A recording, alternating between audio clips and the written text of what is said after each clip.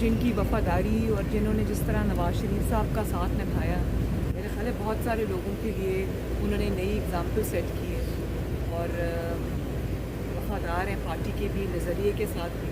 तो ऐसे लोग तो मेरा ख्याल है बहुत बहुत रेयर होते हैं और मैं बड़ी कदर करती हूँ।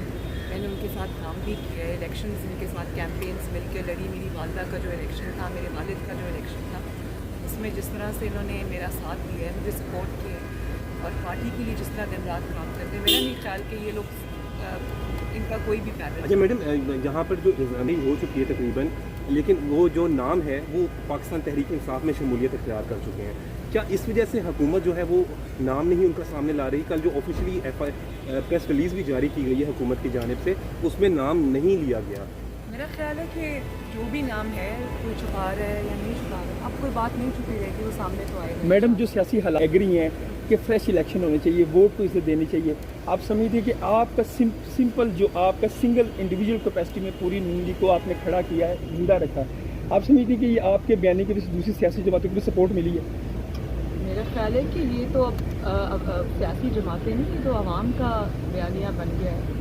और जिस तरह की नालायकी और नाअहली इस हुकूमत ने और जिस तरह की बेहिसी दिखाई है, मेरा ख्याल है कि आजकल तो जिस पूरे पाकिस्तान के अवाम को, पूरी दुनिया को ये नज़र आ रहा है। अभी मरी का वाक़या हुआ, आप ये देखें कि किस तरह लोग वो बर्फ़बारी से नहीं मरे, वो इनकी नाअहली और बेहिसी से मरे और वफात पा गए। इतनी ख़ानदानों के ख़ानदान और उजड़ गए और ये अपने घरों में, बनी गाला में, प्राइम मिनिस्टर्स हाउस में, चीफ मिनिस्टर्स हाउस में हीटर्स चला के सोते रहे और वहाँ लोग मरते रहे। 36 घंटे उनकी हेल्प के लिए कोई नहीं आया। तो अब लोगों को खुद पता है कि ये सच क्या है, झूठ क्या है। तो इसमें पॉलिटिकल पार्टीज़ को तो अब आवाम के कहने पे चलना पड़ेगा।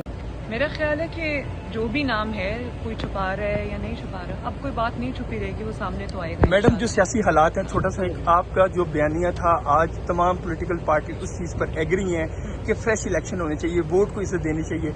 आप समझते हैं कि आपका सिंपल जो आपका सिंगल इंडिविजुअल कैपेसिटी में पूरी नून लीग को आपने खड़ा किया है, जिंदा रखा, आप समझते हैं कि ये आपके बयानी की वजह से दूसरी सियासी जमातों को भी सपोर्ट मिली है? मेरा ख्याल है कि ये तो अब सियासी जमातें नहीं, ये तो आवाम का बयानिया बन गया है। और जिस तरह की नालायकी और नाअहली इस हुकूमत ने और जिस तरह की बेहिसी दिखाई है, मेरा ख्याल है कि आजकल तो जिस पूरे पाकिस्तान के अवाम को, पूरी दुनिया को ये नज़र आ रहा है। अभी मरी का वाक़या हुआ, आप ये देखें कि किस तरह लोग वो बर्फ़बारी से नहीं मरे, वो इनकी नाअहली और बेहिसी से मरे और वफात पा गए। इतनी ख़ानदानों के ख़ानदान और उजड़ गए और ये अपने घरों में, बनी गाला में, प्राइम मिनिस्टर्स हाउस में, चीफ मिनिस्टर्स हाउस में हीटर्स चला के सोते रहे और वहाँ लोग मरते रहे। 36 घंटे उनकी हेल्प के लिए कोई नहीं आया। तो अब लोगों को खुद पता है कि ये सच क्या है, झूठ क्या है। तो इसमें पॉलिटिकल पार्टीज को तो अब आवाम के कहने पे चलना पड़ेगा। अदम इत्मीनान आ जाएगा। अदम इत्मीनान के हवाले से आप समझते हैं? मैं ये समझती हूँ कि पहले मुझे लगता था कि इस हुकूमत को अपनी मुद्दत पूरी कर देनी चाहिए, क्योंकि लोगों को अब मुझे लगता है कि किस किस्म के अजाब में अवाम मुब्तला हैं, इस हुकूमत को घर भेजने के लिए कोई भी तरीका अगर आजमाना पड़े तो आजमाना चाहिए। Thank you.